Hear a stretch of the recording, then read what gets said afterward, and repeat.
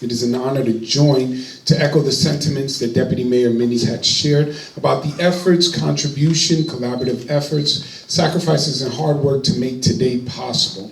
As you consider this building, and I share that I was born and raised right here, right across the street on Myrtle Avenue. I grew up right across from Union Baptist. The VFW was a place that many of us called home. It's where families that didn't have money would come for repasses, where there were activities during the holidays for children like myself and others in the neighborhood that otherwise would not have, community activities or events. It was a place where we saw the leaders of our communities gather, come together, and it had such a mark, such an indelible mark on our development and our growth. When we experienced the challenges of the buildings together as a community, when we saw the deteriorating conditions of the building and the astronomical figures that were presented before us regarding how much investment it would take to bring this building back, there was so much concern. We had community meetings, we discussed initiatives, and realized that all the cupcakes in the world were not going to be able to be sold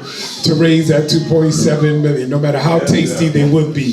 The deputy mayor offered to cook them herself. And we're like, I don't know how much we're going to be able to charge for the cupcakes, but all jokes aside, all great things that get accomplished, first and foremost, happen by the grace of God. So we give him glory and thank God, because we could have labored all day, but without him we would have labored in vain. So by his favor, we were able to come together with different suggestions, ideas, and work, and created an innovative program and initiative of a mixed-use residential to save the hall, which has now been recreated by Passaic County, and other municipalities are now doing the same because they saw our model. So we believe that there's going to be services that are going to be provided for veterans and for affordable housing throughout the state of New Jersey.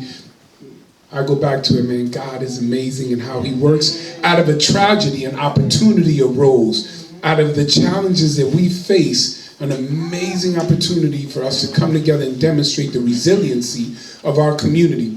I want to highlight our deputy mayor, who literally, I wish she would have just shared that when, you ever seen the cartoons where something hits you in the head and then the birds start flying and they get an idea? I think that's what happened. She got an idea and said, I think we're going to make it happen, because she said she was doubtful, but she was always confident, full of faith, even through the most challenging times. So when we met with the business administrator, when we met with different organizations through HUD and not-for-profit organizations, we worked towards ensuring that this place would survive. Not just because it is a staple of our community, but because of the services that get provided. And then we had the opportunity to really discuss the bringing together of the services.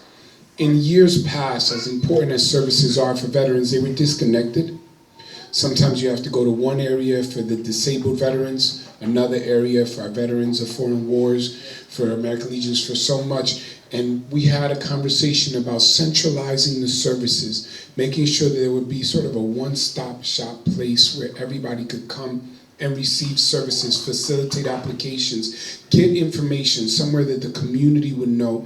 And that became so very important. And that's what today is all about. It's about seeing the realization of a commitment, a promise, the fruit of hard work and labor that came to pass because people chose not to quit and move forward. And that's what Passaic is all about. So today, which is such an exciting day this morning, I share it's been rather busy. We had a funeral with thousands of people coming from all over the country for a bishop on Market Street who had passed away. And that was sad news, but obviously they were praising God for his service. And then there's the opening of our brand new police substation right on 6th Street downtown between 4th and 5th Street, with the promotion of our new captain, Captain Burnett, to have a consistent public safety presence there every single day. And obviously this medal ceremony, which is so important, recognizing individuals who have served our nation, who represent the very best of the principles and values that we hold dear.